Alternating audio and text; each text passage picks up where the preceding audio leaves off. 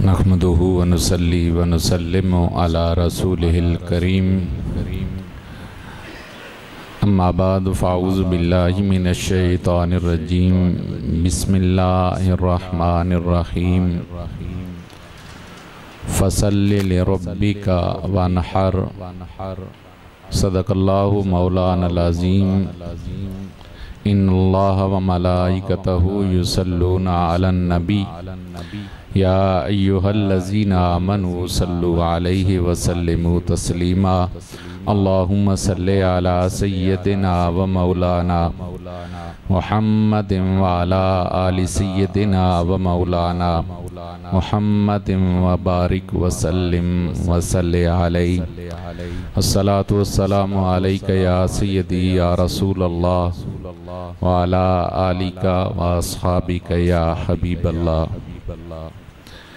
निहायती इज़्ज़त व तकरीम के लायक हमारे मोहसिन व मुरब्बी उस्ताज़ुल करीम उस्ताज़ुल उलमा वल फ़ुज़ला हज़रत क़िबला पीर मोहम्मद अनवर कुरैशी हाशमी साहिब अदामल्लाहु फ़िज़कुम ज़ी क़द्र मुअज़्ज़ज़ व मोहतशम बरादरान इस्लाम,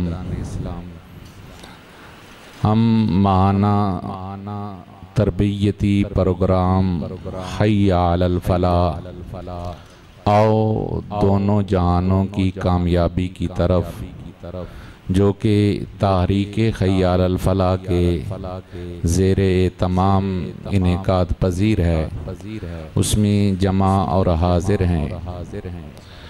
हमारी हाज़री का मकसद अहकाम शरइया को समझना है। अहबाब गिरामी, अल्लाह रब्बुल आलमीन ने लोगों पर मुख्तलिफ इबादात लाज़िम की हैं। उन इबादात से मकसूद सिर्फ और सिर्फ अमल या फ़ेल नहीं होता, बल्कि दर हकीकत बंदा-ए मोमिन की तरफ से इबादत के अंदर मकसूद तक़र्रुब इलाही होता है। अल्लाह की बारगाह का कुर्ब हासिल करने के लिए अपने आप को झुका देना अपने परवरदिगार की बारगाह में। तो जहाँ अरकान इस्लाम हमारे ऊपर लाज़िम किए गए, वहाँ साथ साथ चंद और इबादात भी हमारे ऊपर लाज़िम की गई हैं। इनसे मकसूद बुनियादी तौर पर यह होता है कि बंदा अल्लाह के हुक्म पर झुक जाए, उसकी बजावरी करे। उन्हीं आकाम में से एक हुक्म कुर्बानी का हमें दिया गया। अल्लाह करीम ने अपने महबूब करीम सल्लल्लाहु अलैहि वालैहि वसल्लम को मुखातिब होते हुए इरशाद फरमाया, फसल्लि लिरब्बिका वन्हर, कि महबूब करीम सल्लल्लाहु अलैहि वसल्लम अपने रब के लिए नमाज पढ़िए और कुर्बानी कीजिए। हुज़ूर रहमत आलम सल्लल्लाहु अलैहि वालैहि वसल्लम ने अपने मुख्तलिफ और मुतअद्दिद इरशादात के अंदर कुर्बानी की अहमियत व फ़जीलत को भी बयान किया और अहकामात को भी बयान किया। हज़रत सय्यदा तय्यबा ताहिरा हज़रत आयशा सिद्दीक़ा रज़ियल्लाहु ताला अन्हा आप इरशाद फरमाती हैं कि नबी करीम सल्लल्लाहु अलैहि वालैहि वसल्लम ने इरशाद फरमाया कि यौम नहर यानी कुर्बानी के दिन अल्लाह की बारगाह में खून बहाने यानी कुर्बानी करने से बढ़कर कोई अमल ज़्यादा प्यारा और महबूब नहीं है। हुज़ूर रहमत आलम सल्लल्लाहु अलैहि वसल्लम ने फरमाया कि यही कुर्बानी का जानवर कल अपने खुरों सींगों समेत उठाया जाएगा, और कुर्बानी का जानवर जब ज़िबा किया जाता है तो एक और हदीस मुबारका में फरमाया उसका कतरा खून ज़मीन पर गिरने से पहले वो अल्लाह की बारगाह में मकबूल हो जाता है। हदीस मुबारक के अंदर आया, हुजूर रहमत आलम सल्लल्लाहु अलैहि वसल्लम की बारगाह में सहाबाए किराम ने अर्ज़ की, या रसूल अल्लाह सल्लल्लाहु अलैहि वसल्लम, ये कुर्बानियाँ क्या हैं?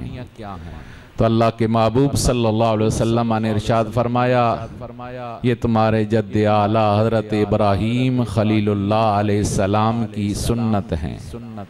या रसूल अल्लाह, इसमें हमारे लिए क्या है? फरमाया, हर बाल के बदले में सवाब है। सहाबाए किराम ने अर्ज़ किया, या रसूल अल्लाह सल्लल्लाहु अलैहि वसल्लम, ऊन के मुतल्लक, यानी आम जानवर के बाल, भेड़ वगैरह की ऊन, या रसूल अल्लाह ऊन के मुतल्लक, फरमाया उसके भी हर बाल के बदले में नेकी है। तो ये हदीस मुबारक के अंदर, और दूसरी जानब कुर्बानी न करने वालों के लिए तंबीह भी फरमाई। हुजूर रहमत आलम सल्लल्लाहु अलैहि वसल्लम ने इरशाद फरमाया, जो इस्तिताअत होते हुए कुर्बानी न करे वो हमारी ईदगाह में न आए। गोया हुजूर रहमत आलम सल्लल्लाहु अलैहि वसल्लम ने उसे अपने से ला ताल्लुक किया। और बुखारी शरीफ की हदीस मुबारक है कि नबी करीम सल्लल्लाहु अलैहि वसल्लम ने कुर्बानी के दिन इरशाद फरमाया, आज हम सबसे पहले नमाज ईद अदा करेंगे, उसके बाद हम कुर्बानियाँ करेंगे। और फरमाया, जिसने इस तरीके से अमल किया उसने मेरी सुन्नत को पा लिया, और जिसने इससे हटकर कोई अमल इख्तियार किया, यानी कुर्बानी को नमाज ईद से पहले कर दिया, तो उसने अपने आले खाना के लिए सिर्फ गोश्त का एहतमाम किया है, गोया उसकी कुर्बानी कबूल नहीं। अल्लाह के महबूब सल्लल्लाहु अलैहि वसल्लम ने मुख्तलिफ मौक़ों पर मुख्तलिफ कुर्बानियाँ की हैं। हुजूर रहमत आलम सल्लल्लाहु अलैहि वसल्लम ने एक मौका पर 2 कुर्बानियाँ फरमाई, और फरमाया, एक मेरी तरफ से और एक मेरी उम्मत की तरफ से। तो ये हदीस मुबारक चंद मैंने आपकी खिदमत में अर्ज़ की, जिनके अंदर कुर्बानी के मुतल्लिक़ सरकार दो आलम सल्लल्लाहु अलैहि वसल्लम के इरशादात हैं। फिर कुर्बानी हर आदमी पर लाजिम नहीं है। कुर्बानी के वजूब के लिए चंद एक शराइत हैं। सबसे पहली शर्त जो तमाम तर इबादात के अंदर है वो है बंदे का मुसलमान होना। नमाज, रोज़ा, हज, ज़कात, इसी तरह कुर्बानी के लिए भी बंदे का मुसलमान होना शर्त है। अगर कोई मुसलमान नहीं है तो उसकी तरफ से कुर्बानी। और ये वैसे भी एक बात ज़हन के अंदर रखें कि आमाल की कबूलियत का इन्हिसार ईमान पर है। ईमान मुकद्दम है। बंदा मोमिन होगा, अल्लाह और उसके रसूल को मानेगा, उसके बाद जो अमाल होंगे वो मकबूल भी होंगे और वो उसकी बख्शिश व मग़फ़िरत का ज़रिया भी बनेंगे। दूसरा, फिर आदमी का मुकीम होना। मुसाफिर आदमी पर कुर्बानी वाजिब नहीं है। एक आदमी कुर्बानी के अय्याम के अंदर मुसाफिर है तो उस पर कुर्बानी करना वाजिब नहीं है। चाहे वो पहले से मुसाफिर हो या उन्हीं दिनों के अंदर जो है वो मुसाफिर सिर्फ उन दिनों के लिए मुसाफिर हुआ हो तो उस पर कुर्बानी करना वाजिब नहीं। मसलन इसकी मिसाल आप आसानी के लिए यूं समझ लें कि एक आदमी नामी ज़िलहज को यहाँ से पिंड दादन खान से सफ़र पर मुल्तान चला जाता है, 3-4 दिन उसने वहाँ पे रहना है, तो शरई तौर पर उस पर कुर्बानी वाजिब नहीं। हाँ, अगर उसने कुर्बानी का जानवर घर खरीद लिया है और अगर उसके वो रसा या उसके पिछले मुतल्लिकीन उसकी तरफ से वो जानवर ज़िबा कर देते हैं उसके हुक्म पर, तो तब भी कुर्बानी अदा हो जाएगी। मुसाफिर अगर कुर्बानी करता है तो उस पर कुर्बानी वाजिब नहीं है, उसकी तरफ से कुर्बानी नफल होगी। और उलमा ने इस ज़िमन में एक मसले की वजाहत की है, फरमाते हैं कि अगर उसने कुर्बानी की तो उसकी पहली कुर्बानी ततव्वु यानी नफल है। अगर इस दौरान वो मुकीम हो जाता है और वो साहिब निसाब है तो उस पर दोबारा कुर्बानी करना भी क्या है, वाजिब है। फिर तीसरी जो शर्त है वो है साहिब निसाब होना। यहाँ साहिब निसाब होने के अंदर थोड़ा सा यही बुनियादी हमारा, चूंकि अल्हम्दुलिल्लाह ताला हम मुसलमान भी हैं और कुर्बानी के दिन मुसाफिर लोग भी अमूमन घरों को आ जाते हैं। पहले दो अमूमन मसाइल नहीं ज़्यादा पेश आते। तीसरा और अहम तरीन जो कुर्बानी के मुतल्लिक मसला है वो है साहिब निसाब होना। साहिब निसाब वही है जो सदका फितर के लिए, ज़कात के निसाब में और कुर्बानी के निसाब में थोड़ा सा फर्क है। वैसे वही है 52.5 तोले चांदी या 7.5 तोले सोना या उनकी मालियत का मालिक हो, लेकिन आपको इल्म है कि ज़कात तब लाज़म होती है जब उस पर पूरा साल गुजर चुका हो। अभी एक आदमी निसाब का मालिक होता है तो उस पर फौरन ज़कात लाज़म नहीं होती, बल्कि जब पूरा साल गुजर जाएगा तो तब उस पर लाज़म होगी। लेकिन ये शर्त कुर्बानी के अंदर नहीं है।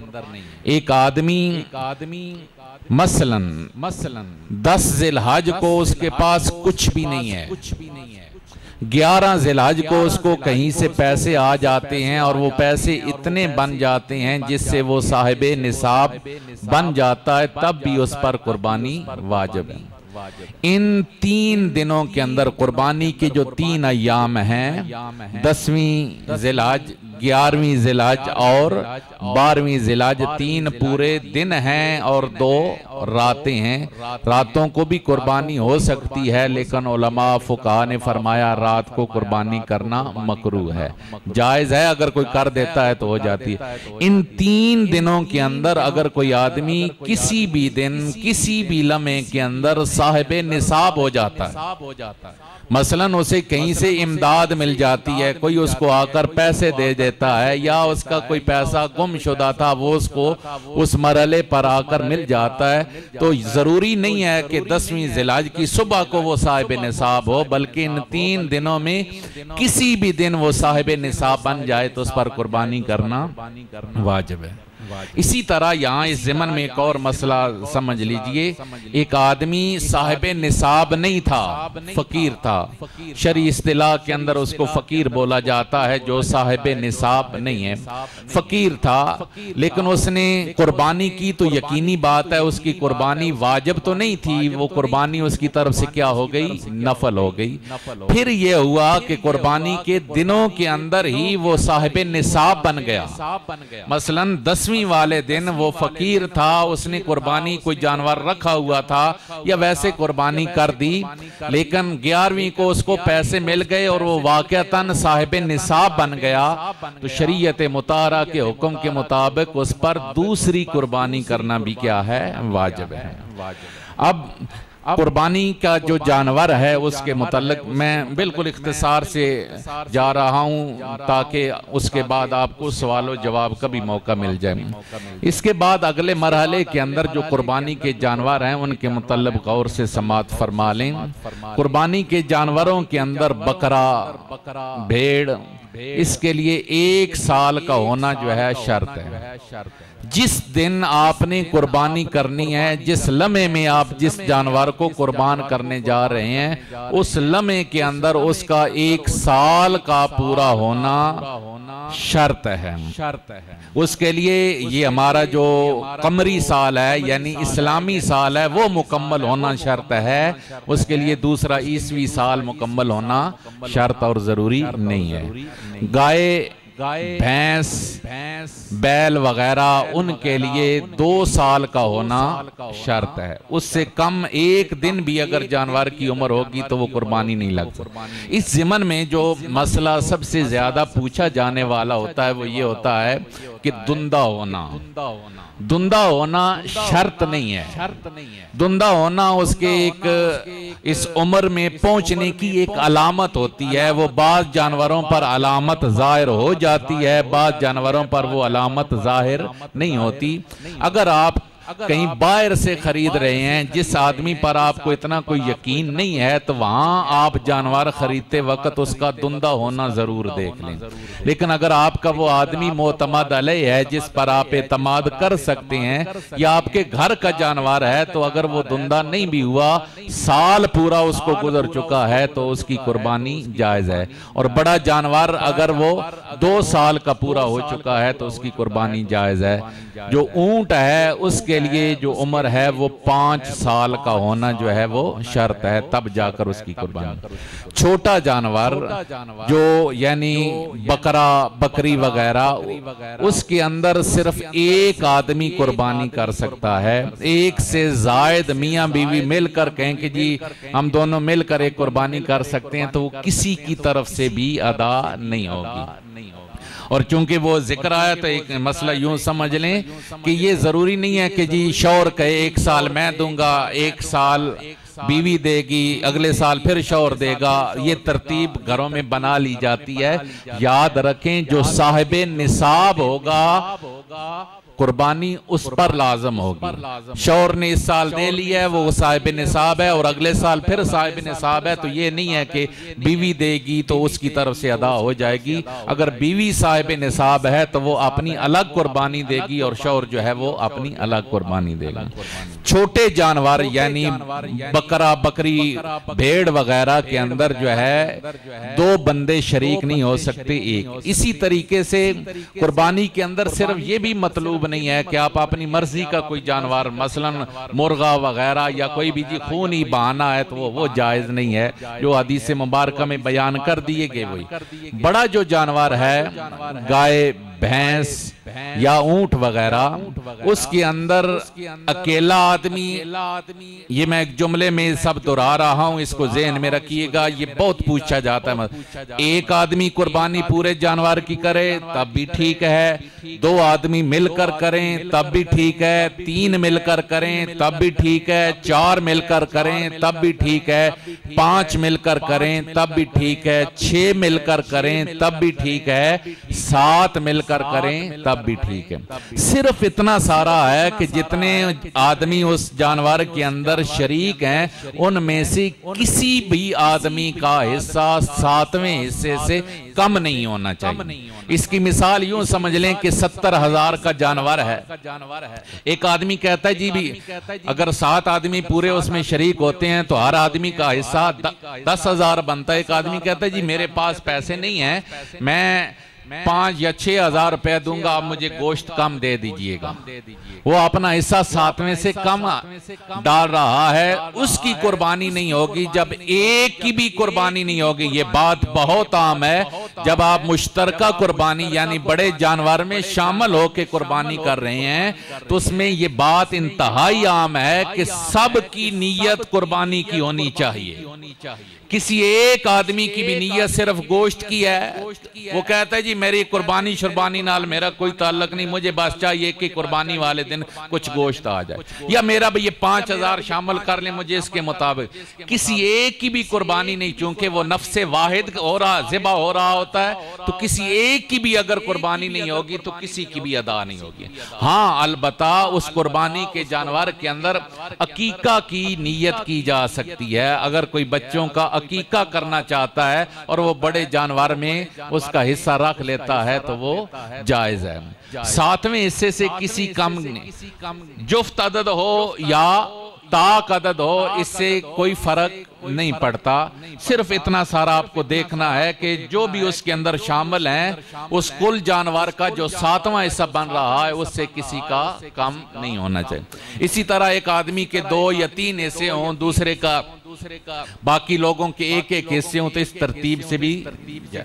यहाँ एक जो मसला इस वक्त सोशल मीडिया पर कुछ अभी दिनों में स्टार्ट होना शुरू हुआ है, कुछ अगले दिनों में वो ज्यादा आएगा, वो ये है कि जी भैंस की कुर्बानी, ये एक नए फितने के तौर पर, जिन चीजों का कभी लोगों के दिमागों में ज़हनों में कोई गुमान भी नहीं होता था, तो वो एक नए फितने के तौर पर लोगों के सामने डाल दिए जाते हैं। याद रखिए कि बहीमतुल अनआम के अंदर गाय और भैंस आती हैं, अल्लाह करीम ने उनको जायज करार दिया है। और बकरा का जो लफ्ज है जिसकी कुर्बानी का हुक्म दिया गया है, भैंस कोई अलग चीज नहीं। मैं बिल्कुल सिंपल इसको समझा रहा हूं ताकि आपके लिए आगे बात बताना या समझना आसान हो जाए। जैसे बकरी की मुख्तलिफ अक़साम है, कोई बीतल बकरी है, टेडी बकरी है, ये फलां नस्ल की बकरी है उसकी। इसी तरीके से बकरा के अंदर ये उसकी किस्म है, जैसे गाय उसकी एक किस्म है, इसी तरह बकरा की एक किस्म भैंस भी है। और हजरत इमाम अहमद बिन हंबल से ये पूछा गया कि क्या इसके बारे में कोई इख्तिलाफ है? फरमाया इसके बारे में आज तक मैंने कोई इख्तिलाफ नहीं सुना।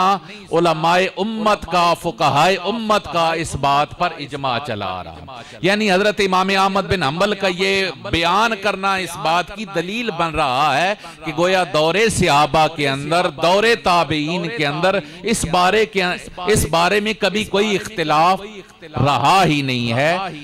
भैंस को हमेशा गाय की ही एक किस्म शुमार किया गया है। लिहाजा आप बिला किसी तरद्दद के, बगैर किसी शक व शुबा के भी अगर आप भैंस की कुर्बानी करना चाहें तो वो कुर्बानी कर सकते हैं।